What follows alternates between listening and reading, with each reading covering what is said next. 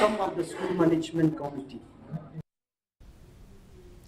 Ka jingit kulmar kalami hanong hali ha East Khasi Hills kat ba kinong shong shnong kila khang ya ki brieu ki ban na ki shnong ki ba markham ban wan yishim benta ha ka public hearing halo ka jing terwa ban bu ya ka jaka na ka benta ka solid waste management la sha ban rung tang ya ki shipongut kinong mi khmat kat ba ki ba bun la pha ban phai no ki pulet ba ki majestor kila don ha ka tai ka sngi ka jaka ban ya da na kinu ki jing ka ja ka senjuk kinong senshar shnong par ken ka bala kentup ya ki khatsan teli ki shnong kalayalam ya ha ka jing persya ya ka ni ka project kham hashwa ha ubanai kala lingkot kum ka ni ka jing pensngau pat ba la pelong halum solan ringkat ka jing kular jong ka sokar bahkan om sedang ya ka kam lada kam yo jing menjur na ki trai shnong ki bas ngau khia halo ka jing la ban kata ya ka wa ken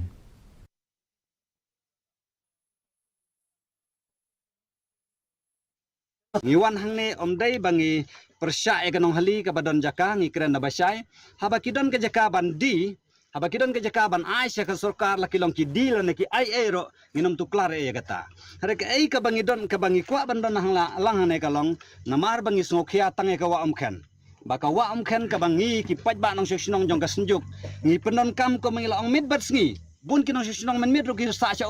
namar balai kidon ki ba ai jing mentoy ki ru paj ba lakalong ka khwai lakalong ka tongdo ki ba samit ka rep karyang ya di ya bam ge set ya tan di bat kum ta ter kani ko wam khen ka dei ka ngilaban ong kalalong kum ka kemi ka bas sayangi ki wan da ka jimut ong ba mi mok umrung hapok madan unra lagi ne kitai te long wan da ka sol ne nakaliang chong ka bod district yong ba la tapi kwa ban lei kim khang tang bai kini tekin screen shot kin long ta ka ta kom ban nom thut kata ka meeting lawan do ba bubun kinte la kam kum no kalong ta kin ada ki dan kata ka jing snow badon rim man kran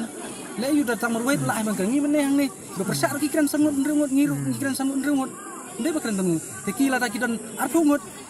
long kala yang iki ban kikin kran kin nom kran pala ni da na ka sangut nrimut kalong ta kin Menteri Ketenaga Informasi